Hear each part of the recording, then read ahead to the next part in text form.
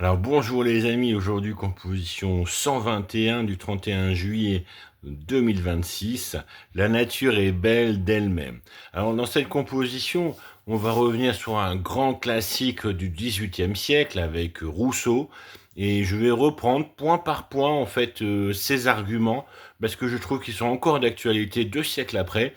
Et là vous verrez un peu à ma sauce, comment se déroule en fait la pensée de Rousseau sur ce point-là. Alors tout d'abord, donc la thèse, antithèse, synthèse, vous connaissez le classique, et là, c'est un classique de forme avec un classique de fond, vous avez du classique classique là. C'est du truc que vous pouvez ressortir en terminale ou ressortir dans des dîners mondains sans aucune crainte d'être repris là-dessus. Maintenant, bon, Rousseau a aussi un côté avant-gardiste, même 2 siècles après, et c'est toute la force en fait des philosophes des Lumières d'être encore aujourd'hui, de pouvoir apporter, et c'est un peu là que l'on voit la grandeur d'un Socrate, la grandeur d'un Jésus, de pouvoir traverser les siècles tout en apportant encore des idées, encore des valeurs, encore des réflexions, génération après génération. Alors, belle introduction, bel hommage. La nature est belle par elle-même, commençons tout de suite. Tout d'abord, elle n'a pas besoin de justification morale pour exister. Elle est là, simplement, et elle est belle comme ça, un coucher de soleil, un oiseau qui chante, une odeur de fleurs, tout ça c'est une forme de beauté, et la beauté en elle-même est une expérience suffisante pour être vécue. Elle est antérieure à toutes nos catégories, c'est pas quelque chose qu'on a imaginé, c'est pas quelque chose qu'on a raisonné, c'est pas quelque chose qu'on a programmé, elle est là avant, et de ce fait, elle a une forme de supériorité. Certains reprennent ça dans leur foi pour justifier l'antériorité, justifie en fait la grandeur et l'existence. Enfin, elle est autosuffisante dans son ordre, elle n'a pas besoin de nous pour fonctionner, comme je vous dirais un théâtre a besoin sans cesse d'extérieur, de clients, de subventions, d'auteurs pour pouvoir tourner. La nature en elle-même est un ensemble clos, en mathématiques on dirait un nombre univers, pour l'idée d'une complétude.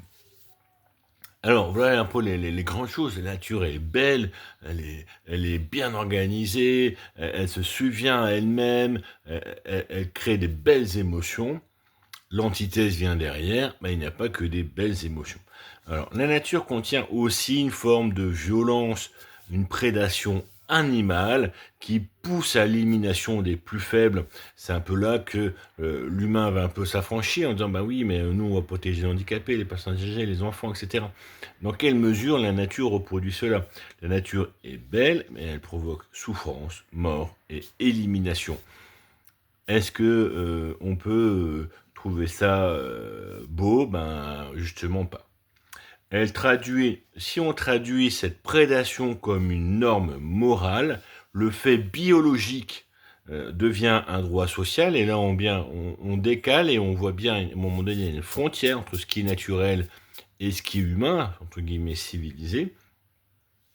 Mais dans ce cadre-là, si on a un glissement comme ça, la prédation, une norme morale, le fait biologique, un fait social, un droit social, donc le constat devient une justification, c'est-à-dire que parce que la nature est violente, on a le droit, nous, humains, avec notre partie animale, d'être violents, et là ça ouvre la porte à la prédation, à la violence. Bon, c'est un peu la position, si vous voulez étudier l'ontologie dans les dictatures, vous retrouvez facilement une justification comme ça. C'est les plus faibles, il fallait éliminer, c'est ceux qui provoquaient du mal à l'ensemble, il faut les éliminer. Donc c'est toute une petite musique que l'on entend assez facilement. Donc, en synthèse, simplement, la nature n'est pas un modèle social, mais un milieu d'apprentissage. Et ici, pour reprendre Rousseau, là on est complètement toujours dans du Rousseau. Il y a 3 niveaux en fait de la nature. Il y a les nécessités naturelles, boire, manger, dormir, se vêtir, mais aussi avoir des vitamines E au soleil. Et il y a une forme de pitié sociale, c'est un frein naturel à la violence qui va pousser d'abord à la collaboration. C'est là où on voit par exemple les requins hyper dangereux et des petits poissons qui viennent manger leurs parasites. Et on voit ça aussi avec des alligators, on voit ça aussi avec des hippopotames. Un hippopotame, un animal très dangereux dans la nature. Et c'est là-dessus que Pablo Servigne, à chaque fois j'écorche son nom, parce que s'il me regarde, je m'excuse, sur le développement durable, va établir que pour durer, on a besoin plus en fait d'une collaboration, et cette collaboration sera d'autant plus solide qu'elle sera faite avant les grandes crises, c'est-à-dire maintenant. C'est maintenant que vous devez vous entendre avec vos voisins, que vous devez trouver les filières locales pour vous alimenter, trouver les ressources chez vous, de faire votre jardin, etc. Parce qu'une fois que les crises seront là, les moyens pour faire cela ne seront plus là. Donc c'est avant que vous pouvez faire ça. Donc enfin, là, ça c'est mon petit ajout, hein, c'est pas du Rousseau forcément, il ne connaissait pas Pablo.